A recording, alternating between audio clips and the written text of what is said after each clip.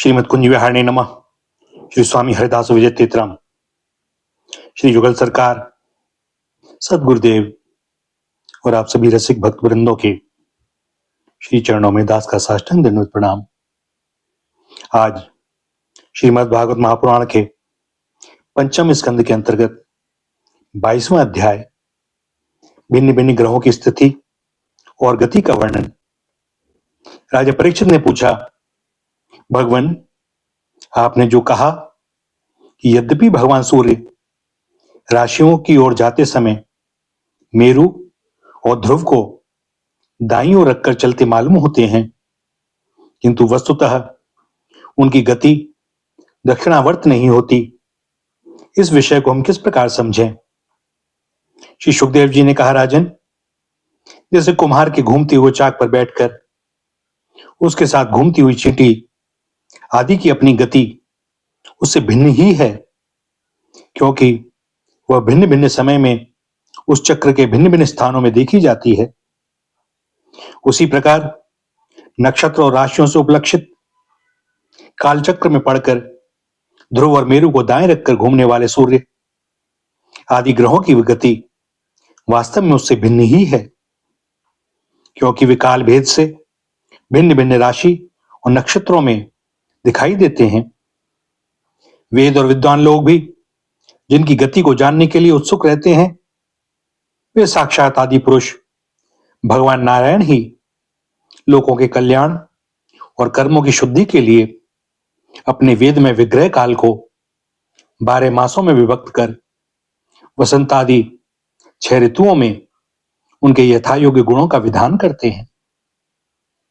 इस श्लोक में वर्णाश्रम धर्म का अनुसरण करने वाले पुरुष वेद त्रयी द्वारा प्रतिपादित छोटे बड़े कर्मों से इंद्रादि देवताओं के रूप में और योग के साधनों से अंतर्यामी रूप में उनकी श्रद्धा पूर्वक आराधना करके सुगमता से ही परम पद प्राप्त कर सकते हैं। भगवान सूर्य संपूर्ण लोकों की आत्मा है। वे पृथ्वी और द्युलोक के मध्य में स्थित आकाश मंडल के भीतर कालचक्र में स्थित होकर 12 मासों को भोगते हैं, जो संवत्सर के अवयव हैं और मेष आदि राशियों के नाम से प्रसिद्ध हैं। इनमें से प्रत्येक मास चंद्रमान से शुक्ल और कृष्ण 2 पक्ष का, पितृमान से 1 रात और 1 दिन का तथा सौरमान से 2.25 नक्षत्र का बताया जाता है। जितने काल में सूर्यदेव इस संवत्सर का 6ठा भाग भोगते हैं, उसका वह अवयव ऋतु कहा जाता है। आकाश में भगवान सूर्य का जितना मार्ग है, उसका आधा वे जितने समय में पार कर लेते हैं, उसे एक अयन कहते हैं, तथा जितने समय में वे अपनी मंद, तीव्र और समान गति से स्वर्ग और पृथ्वीमंडल के सहित पूरे आकाश का चक्कर लगा जाते हैं, उसे अवांतर भेद से संवत्सर, परिवत्सर, इडावत्सर, अनुवत्सर अथवा वत्सर कहते हैं। इस प्रकार सूर्य की किरणों से 1 लाख योजन ऊपर चंद्रमा है। उसकी चाल बहुत तेज है, इसलिए वह सब नक्षत्रों से आगे रहता है।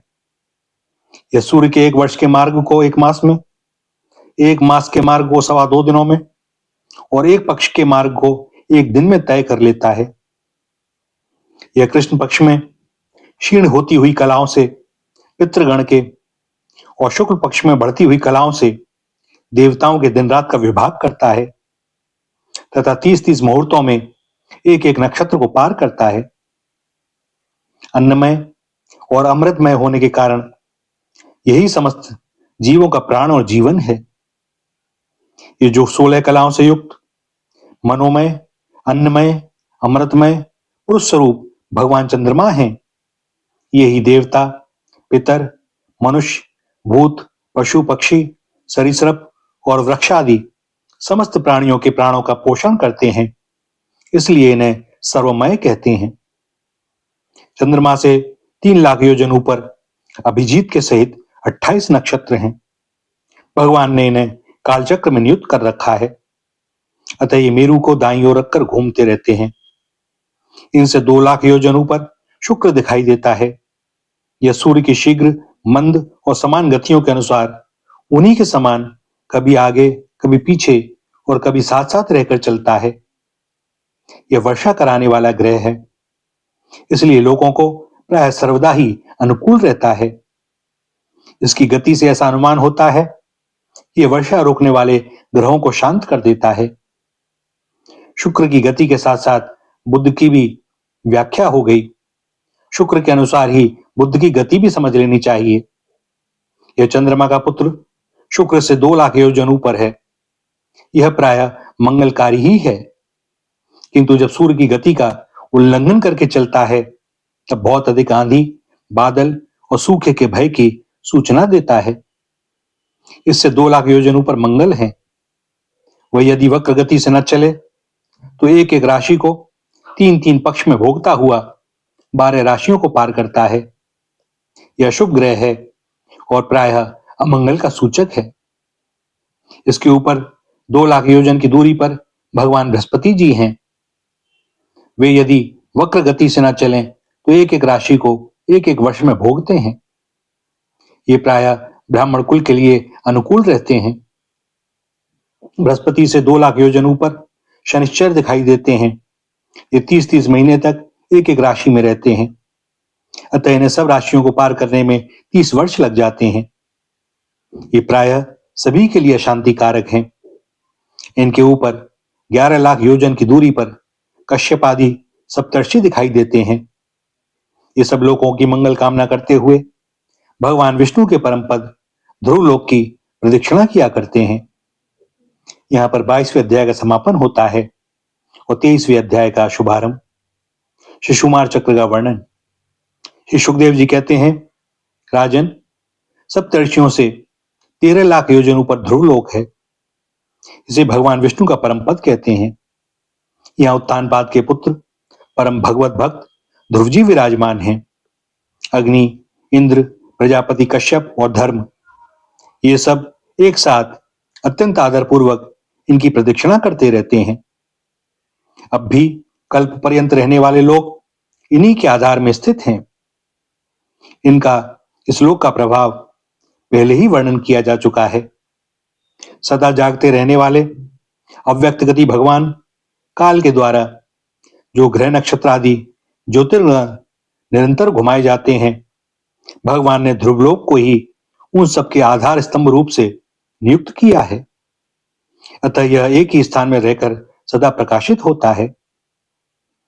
जिस प्रकार दाएं चलाने के समय अनाज को खूंदने वाले पशु छोटी, बड़ी और मध्यम रस्सी में बंधकर क्रमशः निकट, दूर और मध्य में रहकर खंबे के चारों ओर मंडल बांधकर घूमते रहते हैं, उसी प्रकार सारे नक्षत्र और ग्रहगण बाहर भीतर के क्रम से इस काल चक्र में नियुक्त होकर ध्रुवलोक का ही आश्रय लेकर वायु की प्रेरणा से कल्प के अंत तक घूमते रहते हैं।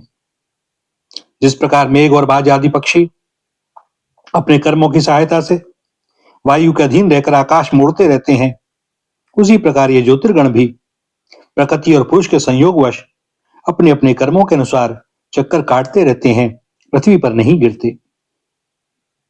कोई कोई पुरुष भगवान की योग माया के आधार पर स्थित इस ज्योतिष चक्र का शिशुमार के रूप में वर्णन करते हैं। यह शिशुमार कुंडली मारे हुए है और इसका मुख नीचे की ओर है। इसकी पूंछ के सिरे पर ध्रुव स्थित हैं। पूंछ के मध्य भाग में प्रजापति, अग्नि, इंद्र और धर्म हैं। पूंछ की जड़ में धाता और विधाता हैं। इसके कटी प्रदेश में सप्तर्षि हैं। यह शिशुमार दाहिनी ओर को सिकुड़कर कुंडली मारे हुए है।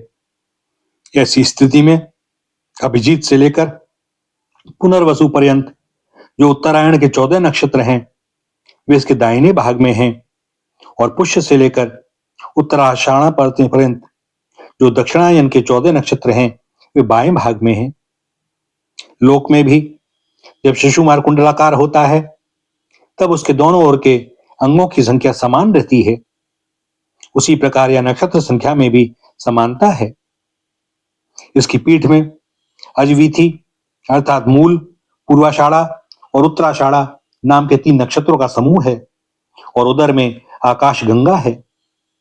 राजन, इसके दाहिने और बाएं कटी तटों में पुनर्वसु और पुष्य नक्षत्र हैं।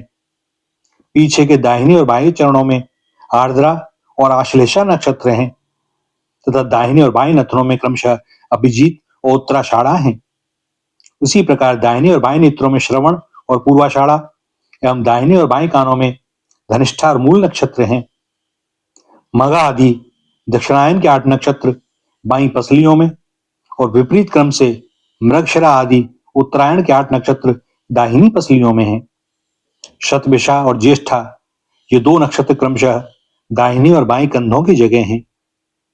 इसकी ऊपर की थूतनी में अगस्त, नीचे की ठोड़ी में नक्षत्र रूप यम, मुखों में मंगल, लिंग प्रदेश में शनि, ककुम में बृहस्पति, छाती में सूर्य, हृदय में नारायण, मन में चंद्रमा, नाभि में शुक्र, स्तनों में अश्वनी कुमार, प्राण और अपान में बुध, गले में राहु, समस्त अंगों में केतु और रोमों में संपूर्ण तारागण स्थित हैं। राजन, ये भगवान विष्णु का सर्वदेवमय स्वरूप है। इसका नित्य प्रति सायंकाल के समय पवित्र और मौन होकर दर्शन करते हुए चिंतन करना चाहिए तथा इस मंत्र का जप करते हुए भगवान की स्तुति करनी चाहिए। संपूर्ण ज्योतिर्गणों के आश्रय, कालचक्र स्वरूप, सर्वदेव देवाधिपति परम पुरुष परमात्मा का हम नमस्कार पूर्वक ध्यान करते हैं। ग्रह, नक्षत्र और ताराओं के रूप में भगवान का आदि दैविक रूप प्रकाशित हो रहा है। वह तीनों समय उपयुक्त मंत्र का जप करने वाले पुरुषों के पाप नष्ट कर देता है। जो पुरुष प्रातः, मध्याह्न और सायं तीनों काल उनके इस आदि दैविक स्वरूप का नित्य प्रति चिंतन और वंदन करता है, उसके उस समय किए हुए पाप तुरंत नष्ट हो जाते हैं। यहाँ पर 23वें अध्याय का समापन होता है और 24वें का शुभारंभ। राहु आदि की स्थिति, अतल आदि नीचे के लोगों का वर्णन। श्री सुखदेव जी कहते हैं, परीक्षित, कुछ लोगों का कथन है कि सूर्य से 10,000 योजन नीचे राहु नक्षत्रों के समान घूमता है। इसने भगवान की कृपा से ही देवत्व और ग्रहत्व प्राप्त किया है। स्वयं यह सिंह का पुत्र असुराधर्म होने के कारण किसी प्रकार इस पद के योग्य नहीं है। इसके जन्म और कर्मों का आगे वर्णन करते हैं। सूर्य का जो यह अत्यंत तपता हुआ मंडल है, उसका विस्तार 10,000 योजन बतलाया जाता है। इसी प्रकार चंद्रमंडल का विस्तार 12,000 योजन है और राहु का 13,000 योजन। अमृतपान के समय राहु देवता के वेश में सूर्य और चंद्रमा के बीच में आकर बैठ गया था। उस समय सूर्य और चंद्रमा ने इसका भेद खोल दिया था। उस वैर को याद करके यह अमावस्या और पूर्णिमा के दिन उन पर आक्रमण करता है।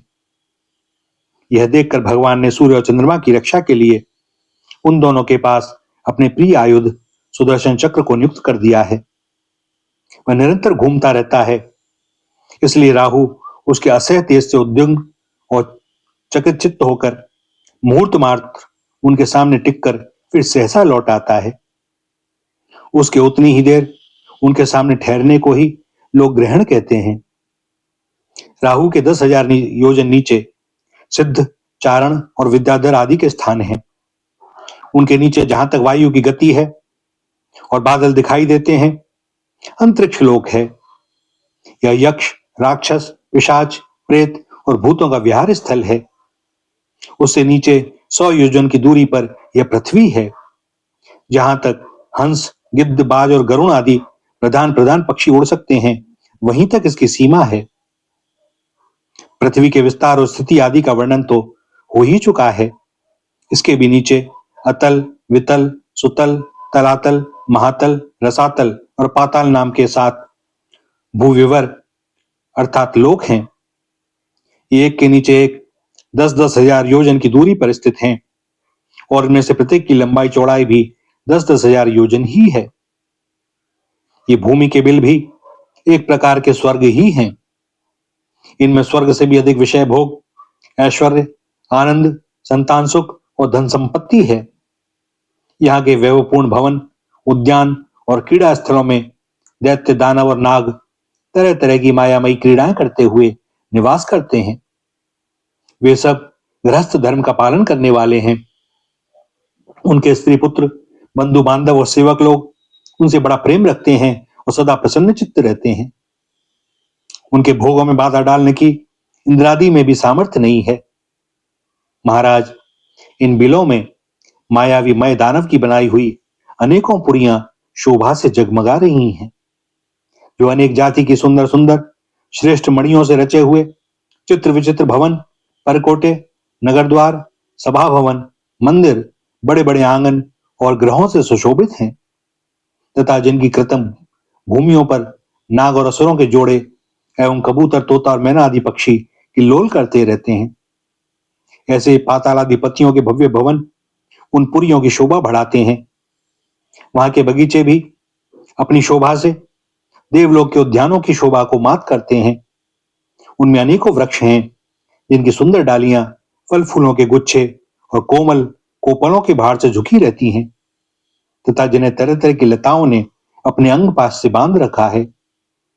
वहां जो निर्मल जल से भरे हुए अनेकों जलाशय हैं, उनमें विविध विहंगों के जोड़े विलास करते रहते हैं। इन वृक्षों और जलाशयों की सुषमा से वे उद्यान बड़ी शोभा पा रहे हैं। उन जलाशयों में रहने वाली मछलियां जब खिलवाड़ करती हुई उछलती हैं, तब उनका जल हिल उठता है। साथ ही जल के ऊपर उगे हुए कमल, कुमुद, कुवलय, कहार, नील कमल, लाल कमल और शतपत्र कमल आदि के समुदाय हिलने लगते हैं। इन कमलों के वनों में रहने वाले पक्षी अविराम कीड़ा कौतिक करते हुए भांति भांति की बड़ी मीठी बोली बोलते रहते हैं, जिसे सुनकर मन और इंद्रियों को बड़ा ही आह्लाद होता है। उस समय समस्त इंद्रियों में उत्सव सा छा जाता है।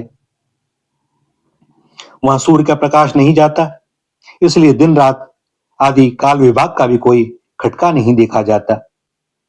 वहां के संपूर्ण अंधकार को बड़े बड़े नागों के मस्तकों की मड़ियां ही दूर करती हैं।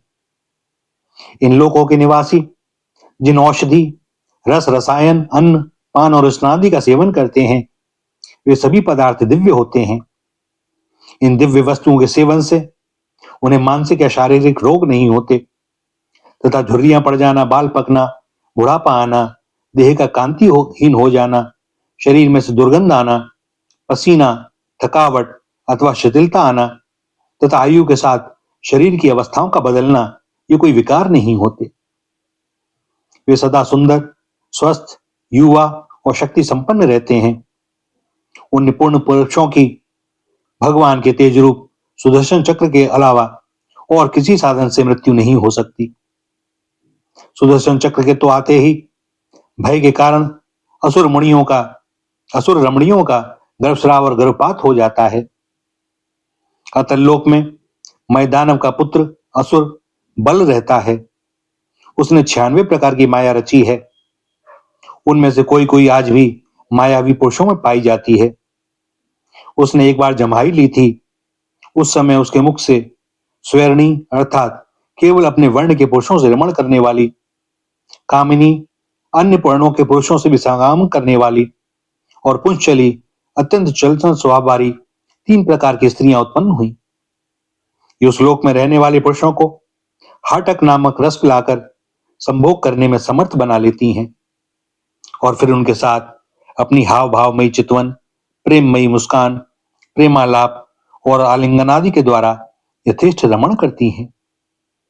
उस हाटक रस को पीकर मनुष्य मदान्ध सा हो जाता है और अपने को 10,000 हाथियों के समान बलवान समझकर मैं ईश्वर हूं, मैं सिद्ध हूं, इस प्रकार बढ़ चढ़कर बातें करने लगता है। उसके नीचे वितल लोक में भगवान हाटकेश्वर नामक महादेव जी अपने पार्षद भूतगणों के सहित रहते हैं। वे प्रजापति की सृष्टि की वृद्धि के लिए भवानी के साथ विहार करते रहते हैं। उन दोनों के तेज से वह हाटकी नाम की एक श्रेष्ठ नदी निकलती है। उसके जल को वायु से प्रज्वलित अग्नि बड़े उत्साह से पीता है। वह जो हाटक नाम का सोना थूकता है, उससे बने हुए आभूषणों को दैत्यराजों के अंतपुरों में स्त्री पुरुष सभी धारण करते हैं। वितल के नीचे सुतल लोक है। उसमें महायशस्वी पवित्र कीर्ति विरोचन पुत्र बलि रहते हैं। भगवान ने इंद्र का प्रिय करने के लिए अदिति के गर्भ से वटु वामन रूप में अवतीर्ण होकर उनसे तीनों लोक छीन लिए थे। फिर भगवान की कृपा से ही उनका इस लोक में प्रवेश हुआ। यहां उन्हें जैसी उत्कृष्ट संपत्ति मिली हुई है वैसी इंद्रादि के पास भी नहीं है। अतः वे उन्हीं पूज्यतम प्रभु की अपने धर्माचरण द्वारा आराधना करते हुए यहाँ आज भी निर्भयता पूर्वक रहते हैं। राजन, संपूर्ण जीवों के नियंता एवं आत्मस्वरूप परमात्मा भगवान वासुदेव जैसे पूज्यतम पवित्रतम पात्र के आने पर उन्हें परम श्रद्धा और आदर के साथ स्थिर चित्त से दिए हुए भूमि दान का यही कोई मुख्य फल नहीं है कि बलि को सुतल लोक का ऐश्वर्य प्राप्त हो गया। यह ऐश्वर्य तो अनित्य है, किंतु वह भूमि दान तो साक्षात मोक्ष का ही द्वार है। भगवान का तो छींकने, गिरने और फिसलने के समय विवश होकर एक बार नाम लेने से भी मनुष्य सहसा कर्म बंधन को काट देता है, जबकि मुमुक्षु लोग इस कर्म बंधन को योग साधन आदि अन्य उपायों का आश्रय लेने पर बड़े कष्ट से कहीं काट पाते हैं। अतएव अपने संयमी भक्त और ज्ञानियों को स्वरूप प्रदान करने वाले और समस्त प्राणियों के आत्मा श्री भगवान को आत्मभाव से किए हुए भूमि दान का यह फल नहीं हो सकता। भगवान ने यदि बलि को उसके सर्वस्व दान के बदले अपनी विस्मृति कराने वाला यह मायामय भोग और ऐश्वर्य ही दिया तो उन्होंने उस पर यह कोई अनुग्रह नहीं किया। जिस समय कोई और उपाय न देखकर भगवान ने याचना के छल से उसका त्रिलोकी का राज्य छीन लिया और उसके पास केवल उसका शरीर मात्र ही शेष रहने दिया, तब वरुण के पास में बंद कर पर्वत की गुफा में डाल दिए जाने पर उसने कहा था, खेद है, यह ऐश्वर्यशाली इंद्र विद्वान होकर भी अपना सच्चा स्वार्थ सिद्ध करने में कुशल नहीं है। इसने सम्मति लेने के लिए अन्य भाव से बृहस्पति जी को अपना मंत्री बनाया, फिर भी उनकी अवहेलना करके इसने श्री विष्णु भगवान से उनका दास्य न मांगकर उनके द्वारा मुझसे अपने लिए ये भोग ही मांगे। ये तीन लोग तो केवल एक मनवंतर तक ही रहते हैं, जो अनंत काल का एक अवयव मात्र है। भगवान के किंकर के आगे भला इन तुच्छ भोगों का क्या मूल्य है। हमारे पिता में प्रहलाद जी ने भगवान के हाथों अपने पिता हिरण्यकशिपु के मारे जाने पर प्रभु की सेवा का ही वर मांगा था। भगवान देना भी चाहते थे, तो भी उनसे दूर करने वाला समझकर उन्होंने अपने पिता का निष्कंटक राज्य लेना स्वीकार नहीं किया। वे बड़े महानुभाव थे। मुझ पर तो न भगवान की कृपा ही है और न मेरी वासनाएं ही शांत हुई हैं। फिर मेरे जैसा कौन पुरुष उनके पास पहुंचने का साहस कर सकता है। राजन, इस बलि का चरित्र आगे अष्टम स्कंद में विस्तार से कहा जाएगा। अपने भक्तों के प्रति भगवान का हृदय दया से भरा रहता है। इसी से अखिल जगत के परम पूजनीय गुरु भगवान नारायण हाथ में गदा लिए सुतल लोक में राजा बलि के द्वार पर सदा उपस्थित रहते हैं। एक बार जब दिग्विजय करता हुआ घमंडी रावण वहां पहुंचा, तब उसे भगवान ने अपने पैर के अंगूठे की ठोकर से ही लाखों योजन दूर फेंक दिया था। सुतल लोक से नीचे तलातल है, वहां त्रिपुराधिपति दानवराज मय रहता है। पहले तीनों लोकों को शांति प्रदान करने के लिए भगवान शंकर ने उसके तीनों पुर भस्म कर दिए थे। फिर उन्हीं की कृपा से उसे यह स्थान मिला। वह मायावियों का परम गुरु है और महादेव जी के द्वारा सुरक्षित है, इसलिए उसे सुदर्शन चक्र से भी कोई भय नहीं है। वहां के निवासी उसका बहुत आदर करते हैं। उसके नीचे महातल में कद्रु से उत्पन्न हुए अनेक सिरों वाले सर्पों का क्रोधवश नामक एक समुदाय रहता है। उनमें कुहक, तक्षक, कालिय और सुषेण आदि प्रधान हैं। उनके बड़े बड़े फन हैं। वे सदा भगवान के वाहन पक्षीराज गरुण जी से डरते रहते हैं, तो भी कभी कभी अपने स्त्री, पुत्र, मित्र और कुटुंब के संग से प्रमत्त होकर विहार करने लगते हैं। उसके नीचे रसातल में पणि नामक दैत्य और दानव रहते हैं। ये निवात कवच, काले और हिरण्यपुर वासी भी कहलाते हैं। इनका देवताओं से विरोध है। ये जन्म से ही बड़े बलवान और महान साहसी होते हैं, किंतु जिनका प्रभाव संपूर्ण लोगों में फैला हुआ है। उन श्री हरि के तेज से बलाभिमान चूर्ण हो जाने के कारण इस सर्पों के समान लोग छिपकर रहते हैं तथा इंद्र की दूती शर्मा के कहे हुए मंत्रवर्ण रूप वाक्य के कारण सर्वदा इंद्र से डरते रहते हैं। भैया, एक कथा आती है, जब पड़ी नामक दैत्यों ने पृथ्वी को रसातल में छिपा लिया, तब इंद्र ने उसे ढूंढने के लिए शर्मा नाम की एक दूती को भेजा था।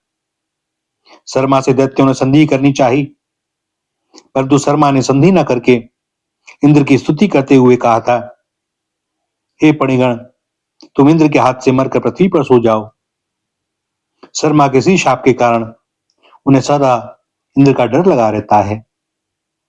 रसातल के नीचे पाताल है, वहां शंख, कुलिक, महाशंख, श्वेत, धनंजय, धृतराष्ट्र, शंखचूड़, कंबल, अश्वतर और देवदत्त आदि बड़े क्रोधी और बड़े बड़े फनों वाले नाग रहते हैं।